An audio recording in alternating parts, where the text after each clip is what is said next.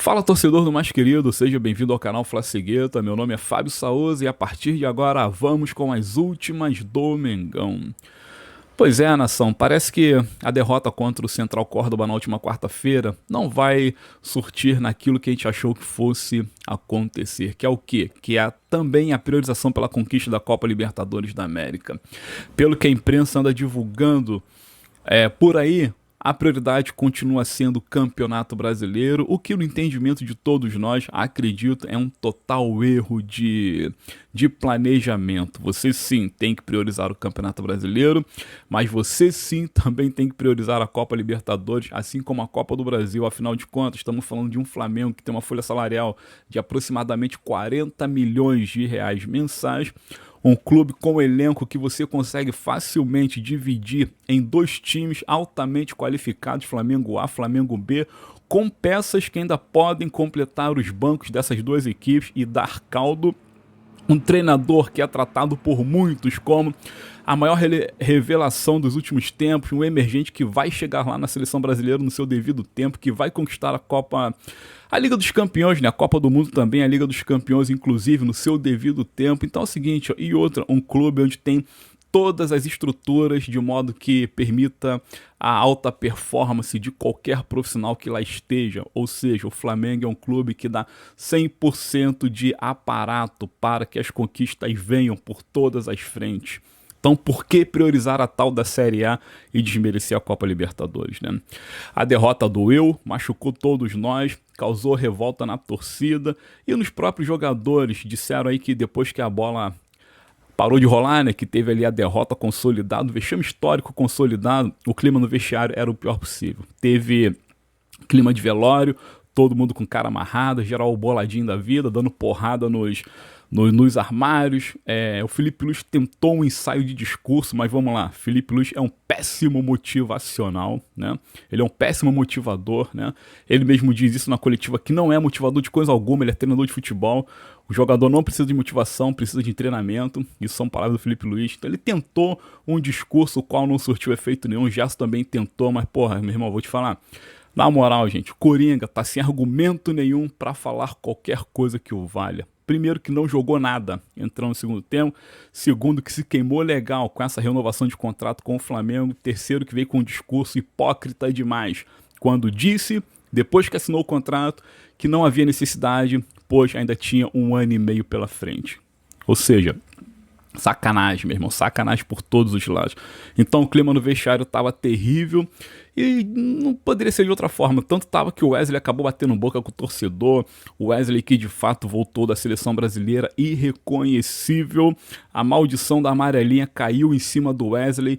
É aquilo que a gente fala, nação. Jogadores do Flamengo que são convocados pela primeira vez para a seleção brasileira, das duas uma, ou voltam machucado, ou voltam com a sandalinha da humildade enfiada não sei aonde, sabe qual é? Que não nos pés. Os caras voltam com uma soberba, uma arrogância ferrada, e o futebol deixa e simplesmente desaparecem.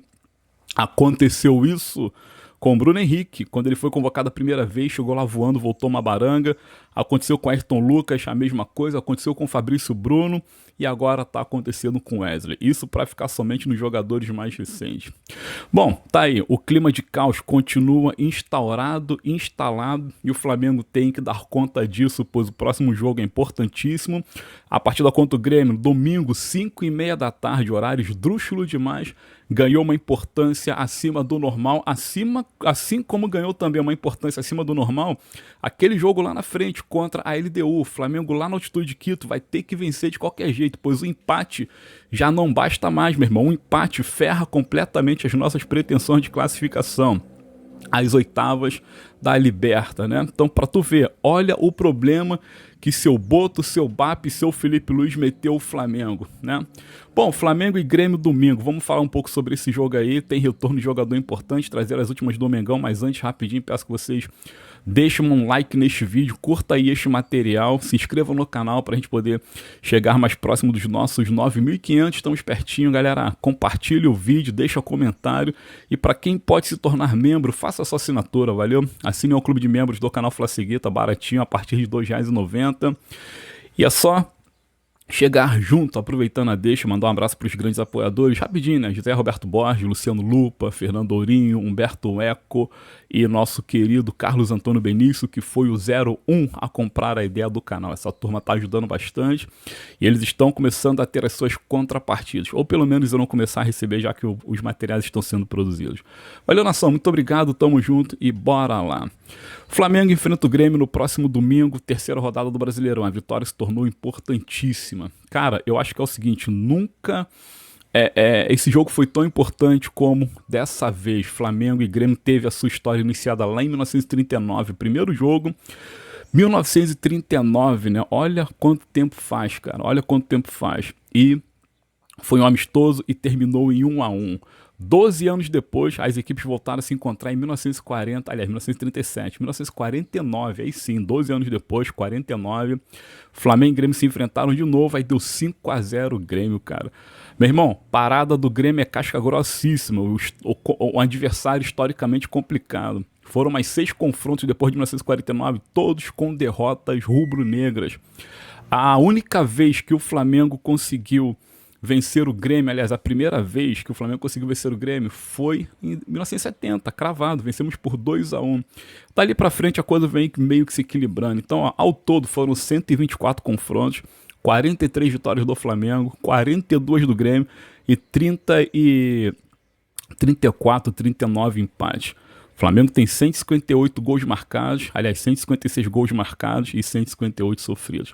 Ou seja, é o confronto mais equilibrado da história do futebol brasileiro, sem sombra de dúvidas. Desse modo, espera-se novamente mais uma partida dificílima lá em Porto Alegre. Mas é aquilo, já que eles lá dentro estão vendendo que Brasileirão é prioridade, então é obrigação vencer o Grêmio. Do contrário, as críticas virão pesada. Notícias de bastidor do Flamengo. Clima quente entre departamento de futebol e departamento de marketing. Por quê? Cancelaram a transmissão pela Flamengo TV dos jogos da base, do Sub-15 ao Sub-17. Os meninos não aparecem mais. O departamento de marketing achou isso uma temeridade, pois eles estavam preparando um projeto interessantíssimo para a meninada, né? Mas o departamento de futebol, chefiado pelo Boto, bateu o pau na mesa, tomou o futebol para si e disse que não. Futebol televisionado na Flamengo TV, só sub-20 e profissional, e ponto final. Então tá rolando essa rusga aí de bastidor. Outra notícia interna, evidentemente, que é a Flabet, que agora estampará o patrocínio master do Flamengo, uma grana violentíssima que entra no clube. Para ter uma noção, o patrocínio da Pixbet, né, que agora virou Flabet, é o seguinte: a casa de apostas do Flamengo, que daqui a pouco vão começar a levantar um monte de conversa fiada a respeito disso aí. Os detratores, a gente sabe como é que funciona. A Pixbet estava com contrato até 2027, pagando aproximadamente 470 milhões divididos em todos esses anos de contrato vinculado com o mais querido. E agora a Flabet aumenta mais um pouco, porque além dos mesmos valores pagos pela Pixbet, tem as bonificações do bruto arrecadado. Então o Flamengo vai pegar uma verdadeira fortuna. Flabet, novo patrocinador master do Flamengo. O programa Sócio Torcedor, também que está instaurado no clube. Flamengo Maracanã 1, Flamengo, Nação Maracanã 1, Maracanã 2 e Maracanã 3, mais o Nação Sem Fronteiras. 4 novos planos, tomara que dessa vez a coisa alavanque, pois o programa Sócio Torcedor do Flamengo, o BAP conseguiu simplesmente destruir. O reflexo disso a gente vê nas arquibancadas. Maracanã tem ficado sempre vazio e os torcedores que estão indo, tirando os organizados, são torcedores de teatro que não sabem sequer cantar o hino do clube. Essa é a grande verdade. E o cenário que nós vimos na última quarta-feira contra o Córdoba foi simplesmente deplorável. O Flamengo mudou o programa de sócio agora para quem quer ser o Maracanã 1. 320 e tantos reais mensais, caríssimo, que é era o antigo platina, né? Enfim, diamante, né, no caso. Então esse é o programa mais caro que tem. O 2 tu vai pagar cerca de 150 e o 3 papo de 60 reais. E esse Flamengo Sem Fronteiras é para quem mora fora do Rio de Janeiro, R$19,81. As contrapartidas, nenhuma, a não ser facilidade para compra de ingresso pela internet. Aí depois o BAP me vem dizendo que tá reformulando o programa de sócio torcedor. Conversa fiada, tá nada, meu irmão. Só tá trocando o nome e ponto final. E outro diretor responsável por essa parte aí do clube teve a prepotência, a petulância de dizer que vai colocar o Flamengo no top 10 entre todos os clubes do mundo como o clube que detém a maior gama de sócios torcedores no seu quadro geral. Balela, meu irmão, balela. Para tu conseguir entrar no top 10, primeiro tem que passar Internacional, passar Palmeiras, passar Botafogo, que hoje tem mais sócios que o Flamengo, enfim. Então, é o que eu falo, Flamengo tá precisando, sabe de quê? Sandálias da humildade. Enquanto elas realmente não estiverem nos pés de todos lá dentro, a coisa vai ficar complicada. Danilo volta contra o Grêmio. O jogador está treinando normalmente e ele volta porque é evidente que o Léo Pereira precisa de um banco para poder descansar e repensar os seus valores enquanto jogador de futebol. A atuação do Léo Pereira foi simplesmente ridícula contra o Córdoba. Há quem diga até que ele meteu a mão de propósito na bola para poder prejudicar o Flamengo. Tem gente dizendo isso aí, por quê? Há quem diga, seguindo com a informação, de que dentro do Flamengo há um movimento que está realmente desestabilizando tudo lá dentro. Jogadores satisfeitos, por quê? Ninguém sabe. Será que é por causa dos treinamentos altamente excessivos pelo Felipe Luiz, os quais se assemelham a treinamentos militares? Será que essa arrogância do Boto que está mandando e desmandando como bem quer, proibindo a circulação de pessoas dentro do CT, proibindo familiares nos voos e nos hotéis? Será que agora a rebelião começou a acontecer? Assim como a rebelião ocorreu lá em 2023, quando os jogadores ficaram pé da vida pela não continuidade do Dorival Júnior? Sei lá, eu sei que há quem diga que realmente os bastidores do Flamengo começam a pegar fogo e a rebelião tá rolando. E o Léo Pereira teria metido a mão na bola de propósito. Eu não acredito não. Meter a mão na bola de propósito, acredito que não, mas que foi uma baita infelicidade e uma estupidez do zagueiro, sim, foi. Então é provável que contra o Grêmio ele comece no banco de reservas. Léo Ortiz também, gente, precisa de um descanso, não porque ele tá merecendo porque joga mal, não. O Léo Ortiz é um baita zagueiro, só que tá cansado, né? Tá cansado, tá fadigado, precisa respirar um pouquinho. Entre outras questões do Flamengo. Então, basicamente esse. O Pedro terá também mais alguns minutos dentro de campo contra o Grêmio, assim a gente espera. Nação, por enquanto é isso. Muito obrigado pela presença de todos. Peço novamente que vocês se inscrevam no canal, compartilhem o vídeo, deem o like e tamo junto. Bota aí os comentários e se tornem membros do projeto. Meu nome é Fábio Saoza, esse é o canal Flacegueta.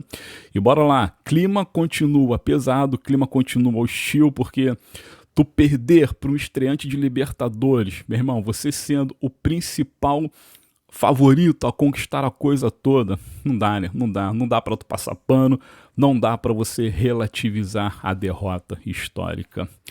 É isso, valeu, obrigado e até o próximo conteúdo. Tamo junto e saudações brunegras, valeu.